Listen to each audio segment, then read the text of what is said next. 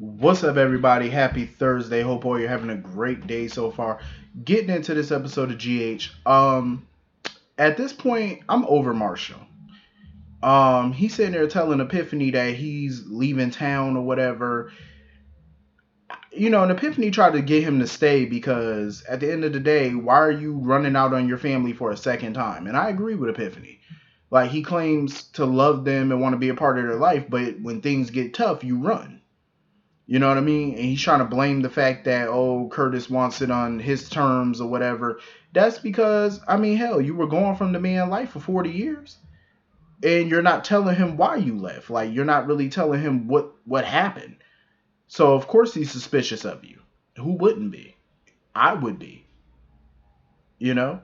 You don't sit here and dip out of my life after 40 years and expect me to welcome you back with open arms. And a part of me feels like that's what Marshall expected.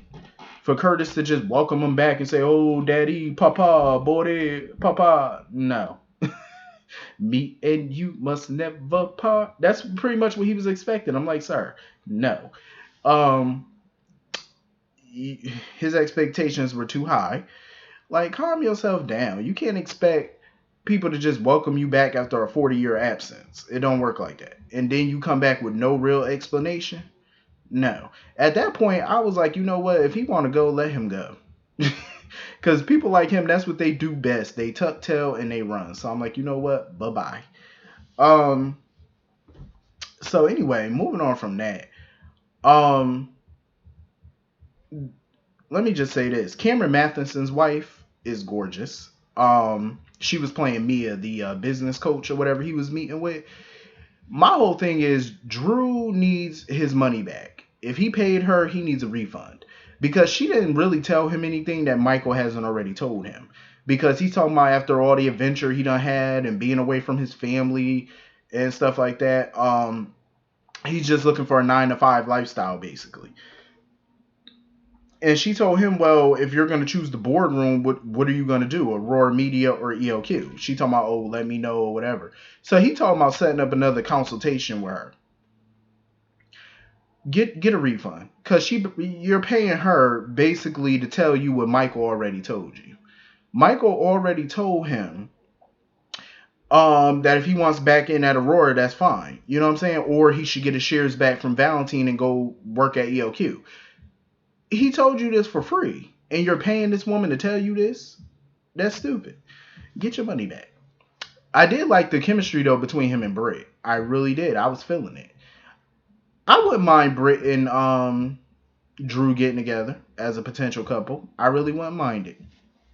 I felt bad for Britt because she was trying that matchmaking service, and she was supposed to be on a date, and the date pretty much stood her up. Spinneli was acting weirder than usual. I started to expect that he was the one that was supposed to be on a date with Britt. Because when Maxie told him that Britt was using a matchmaking service, he seemed very intrigued by that. Maybe because he thought about using one or whatever. Maybe that's something he might want to do. I don't know, but he was acting real weird and Maxie caught on to it. And she had to ask him, was he interested in Britt? And he said no. I couldn't see Britt and Spinelli together. I could not. Absolutely not. Do I think they could be some quirky, oddball type friends? Yeah. Romantic wise? No, not at all. Honestly, I wouldn't mind seeing Maxie and Spinelli back together for a moment. I wouldn't mind it. I don't know if, your ex-man could be your next man again, but it works for some people. But I don't know if they can get back to what they had years ago. Because it's been a long time since Maxie and Spinelli been a couple. So I don't know if they can get that back. Or if they would even want that back. You know what I mean? Maxie seems like she's engrossed with Austin at the moment. So I guess maybe Spinelli will try the whole matchmaking service. Who knows? He might like it. He might find him a little love connection. You never know. So moving on from that, listen, Chase is better than me because I wouldn't have entertained Aiden with that little Ouija board thing. You not about to mess with this voodoo witchcraft in my presence. I don't mess with that stuff. But Chase wasn't taking it serious though, as far as like the Ouija board, because he didn't feel like he believed in that stuff, like it didn't work. But Aiden kept lying, talking about he was doing it for a school project, but he really wanted to reach out and see if Franco would reach out to him. And he had lit a candle and stuff like that. And when they were using the Ouija board, the candle blew out. See, that's why I don't mess with that voodoo. I don't mess with that mess. Because Chase was figuring that it was just, the wind blowing, or it was a breeze that blew out the candle. That wasn't no breeze, my ass. That wasn't no damn breeze, Chase. That was them spirits. I don't mess with that crap. I listen. You leave that over there. You don't bring no Ouija board around me. I always heard that it's bad for you to ever burn a Ouija board. I've always heard that. I heard that the best solution is to leave them behind. If you want to move or something like that, just leave them where they are. I always heard so many different crazy stories about Ouija boards. I once heard from my aunt. She said that she had one years ago, and she threw it away. They, like, literally threw it away, and the trash people came and they took it, and with the rest of the garbage. And she said the very next day she opened the front door, that shit was sitting on the porch. I told her, I said, you a damn lie.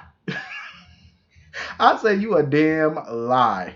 I don't know how true that was. I don't know. But that story always stuck in the back of my mind all the time. I said, See, this is why I don't mess with that witchcraft. You ain't about to have all these spirits up in my home. So Chase sent Aiden back to Laura's or whatever, and he took him a little cat nap on the couch. See, that's where Chase got it twisted. Listen, all this stuff going on in that house, that's how Liz's house is starting to turn into the house of hell. It's starting to turn into Hell House. I wouldn't be staying up in that home. You got ghosts, ghouls, and goblins coming up and through. I ain't about to go to sleep up in there. Chase is crazy than a bed bug. I'm not closing my eyes up in that house of horrors.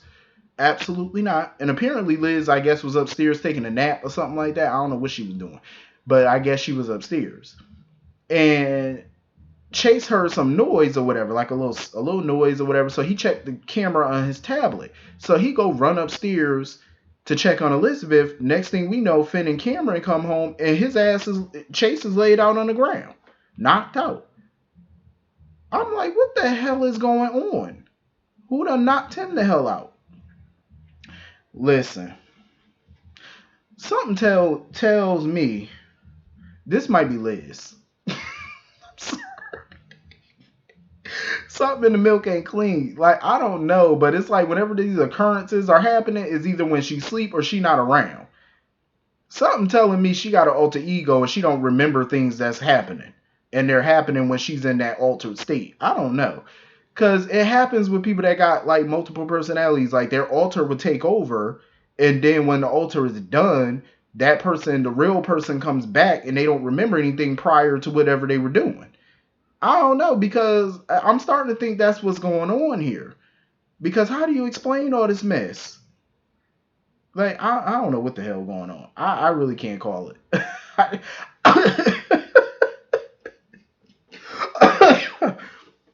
I don't know what's going on. I can't put my finger on what the hell is going on in that house. Listen, somebody need to call Ghostbusters or Scooby-Doo in the gang. I don't know, but y'all need to do something. Y'all need to do something to rid your house of this mess. Because, light some sage, and I don't know what's going on. Listen, y'all need to get a priest up in there to do some house blessings or something. But something in that house ain't right. Need to do an exorcist or something, but something going on. Oh my goodness. This is too much. I don't know what kind of voodoo witchcraft is going on in that household, but they need to do something. This is like the Exorcist or something going on up in there. They need to figure it out immediately. So anyway, moving on from that, Spencer with his little entitled ass. Spencer was getting on my nerves. Like, so basically he admitted that, he made up that little concoction about Joss and Cam and Trina all setting this up to make Esme look bad, which we figured. Because he didn't want Cameron running his mouth or whatever, about his plans and whatnot. Which is dumb to me at this point. Because I'm like, dude, I mean, I get why some people say he shouldn't tell Jocelyn, because Lord knows she run on emotion, which is true. Jocelyn run that mouth just as bad as Carly do. She can mess up a wet dream. So I can understand why he wouldn't want her to know. But it's like, come on now, y'all got to do something. But he was pissing me off because he was talking so entitled, talking about, oh, these little trumped up charges, oh, these are nothing. Trumped up charges? You slapped the hell out of a cop. There ain't nothing trumped up about that. These little BS charges and stuff, dude, you slapped the hell out of a cop. He had every right to lock you up, fool. Then he's sitting there talking about, oh, well, we don't get out of here. Oh, if these charges don't get dropped, because he could mess up his parole, like, you know? And he's sitting there talking about, well, I'll just sue the PCPD. Your privilege is showing, Spencer, as usual. So you're going to sue the institution that your grandmother pretty much as mayor oversees. Yeah, that's smart, Spencer. That's a bright idea. Which is going to put you in a bigger contentious relationship with Laura, because Laura is already sick of his shenanigans at this point. Like, even when Laura came down there, she was ready to just leave Spencer down there, because she told him, like, dude, you can't run around hitting a cop, because she saw Rory's face. He had a bruise on his face, you know? And she was like, I should just leave you down here. Honestly, she should have. That boy need a trip to the woodshed, if you ask me. Because that entitlement in Spencer is running rampant. I'm just saying. So Cameron, I guess, decided not to press charges. Well, Spencer decided not to press charges against Cameron. So Cameron, of course, was released. And all Spencer could think about was himself. Oh, what about me? What about me? What you mean, what about you? You hit a cop. Laura and Jordan can't just let you go, and like Jordan told him, that's up to Rory. He was the victim in this. You assaulted him, so it's up to him. And, he apologized to Rory, which I felt was probably a fake apology. But nonetheless, he apologized, and Rory was like, you know what? I dropped the charges. Which was big of him. I could not stand the way Jordan was acting towards Rory. Like that little glare she was giving him and stuff when she found out he arrested the mayor's grandsons. At the end of the day, they both broke the law. He was doing his job. I don't blame Rory at all for locking both of them up. He did not treat them any way that he would not treat anybody else. And he didn't even know that those were Laura, her grandsons. She had no idea. He had no idea. So I can't blame him for doing his job. He did what he had to do. You know what I mean? He treated them like he would treat any other person on the street, because that's pretty much what the law is. You're supposed to do that. But you got some cops out there that do treat privileged people differently than they would treat regular people, which is true. But I'm glad Rory didn't think like that. Rory said, nope, I'm going to handle it my way. I'm going to lock you up. But I really do want to know more about Rory. He's such a question mark to me at this point. He's a mystery, and I want to know more about him. Like, who's his people? You know what? But moving on from that, though, I totally had to agree with Sonny when he was telling Selena, like, hiring Brad was a bad idea to run, to oversee her poker game. That was a horrible mistake on her part. And I do agree with Sonny on that, because Brad is so green. Like, Brad came out talking about, one of the players is complaining about a specific beer that Curtis doesn't sell. She was like, well, then go buy the beer. What you telling me for? Go buy it. So when he came back with the beer, he gonna sit here talking about, I got the beer for Judge Abbott. That pissed Selena off. She was like, Brad, do not use customers' names. Like, don't use the players' names in public. I was like, yeah, she need to teach him something. Selena be looking like she be ready to hit him.